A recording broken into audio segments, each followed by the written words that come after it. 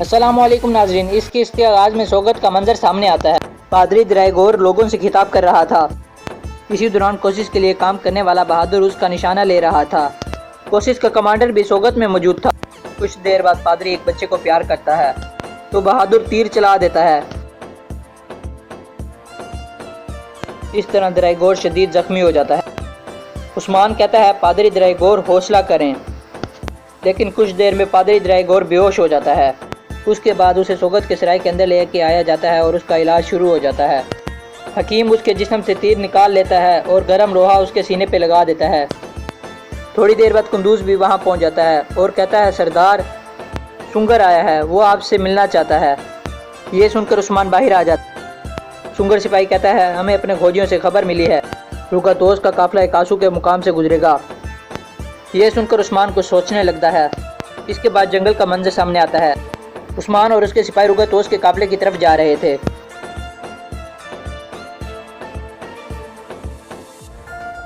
इसी तरह रुकातोस का काफिला कमांडर थियोदर की निगरानी में आगे बढ़ रहा था। थियोदर कह रहा था, जल्दी करो, तमाम सामान बेलाजिक किले पहुंचना जरूरी है, मुहाफ़िज़ो अपनी आंखें खुली रखो। ये कहकर सब आगे बढ़ने लगते हैं। दूसरी जानिब उस्मान का काफिला एक जगह रुक गया था। उस्मान सबसे मुखातिब होकर कह रहा था, सिपाहियों वो जल्द यहाँ होंगे, अब जंग का वक्त है, अपने हथियार मजबूती से थाम लो, कोई एक सिपाही बचना नहीं चाहिए। सब सिपाही कहते हैं, जैसे आपका हुक्म हजूर। उसके बाद वो सब हरकत में आ जाते हैं और एक जगह छुप जाते हैं। कुछ देर बाद रुकातोस का काफिला उनके करीब पहुंच जाता है। उस्मान के सिपाही तीर कमान पकड़े उनका इंतजार कर रहे। फिर बुरहान इशारा करता है तो सब सिपाही काफिले पर तीर बरसाना शुरू कर देते हैं।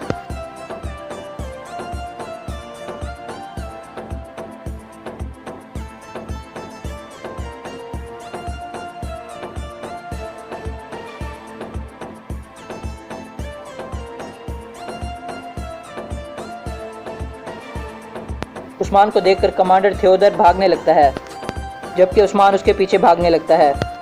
इसी दौरान उस्मान के सिपाही रुकातोस के आदमियों के साथ लड़ाई में मसरूफ़ होते हैं। थियोदर मुसलसल भाग रहा था। कुछ देर बाद वो एक जगह जाकर छुप जाता है और उस्मान को देखने लगता है। फिर वो अपना तीर कमान तैयार कर लेता है। इतने में उस्मान उसके काफ़ी करीब पहुंच गया था। उस्मान बुलंद आवाज़ में कहता है, थियोदर अगर तुम्हारा खुदा तुम्हारे साथ है तो तुम बुज़दिलों की तरह क्यों भाग रहे हो, सामने आके अपने आप को दिखाओ। इतने में थियोदर उस्मान का निशाना लेने लगता है, लेकिन उस्मान को महसूस हो जाता है और वो उसका हमला नाकाम बना देता है। ये देखकर थियोदर दोबारा भागने लगता है और उस्मान उसका पीछा करने लगता है। दूसरी तरफ लड़ाई जारी थी। इस तरह थियोदर के तमाम सिपाही मारे जाते हैं। फिर बुरहान और तमाम सिपाही उस्मान की तरफ भागने लगते हैं। इधर उस्मान थियोदर के पीछे भाग रहा था। इस तरह उस्मान कमांडर थियोदर के कंधे में खंजर घोंप देता है। थियोदर कहता है, मेरे कंधे कई बार कट चुके हैं, अब मुझे दर्द नहीं होता। ये कहकर वो खंजर निकाल देता है। फिर उस्मान कहता है, जब मैं तुम्हारा सर उतारूंगा तब तुम्हें दर्द ज़रूर होगा, और लड़ाई शुरू हो जाती है।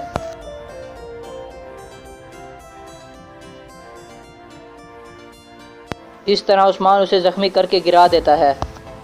फिर तलवार उसकी गर्दन पर रख के कहता है, अब मुझे सब कुछ बताओ, मैं तुम्हारी जान बख्श दूंगा। थियोदर कोई जवाब नहीं देता।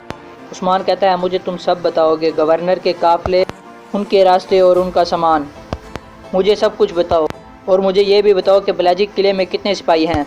थियो कहता है, कभी नहीं बताऊंगा। फिर उस्मान कहता है, तुम्हारी ज़िंदगी बहुत कीमती नहीं है।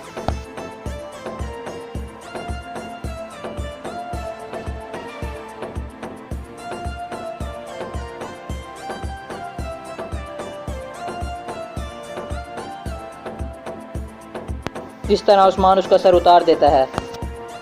कुछ देर बाद उस्मान के सिपाही भी वहाँ पहुँच जाते हैं और थियोदर की लाश देखकर खुश हो जाते हैं।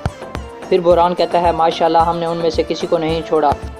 कोकतुक कहता है, अब सामान हमारे कब्ज़े में है हजूर।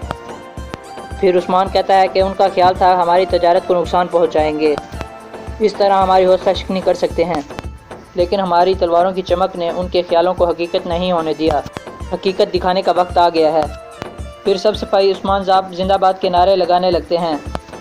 इसके बाद उस्मान कहता है, थियोदर का सर उठा लो, हम गवर्नरों को मिलने जा रहे हैं। ये कहकर वो घोड़ों की जानिब बढ़ने लगते हैं, जबकि बुरहान थियोदर का सर उठा लेता है और सब घोड़ों पर सवार होकर रवाना हो जाते हैं।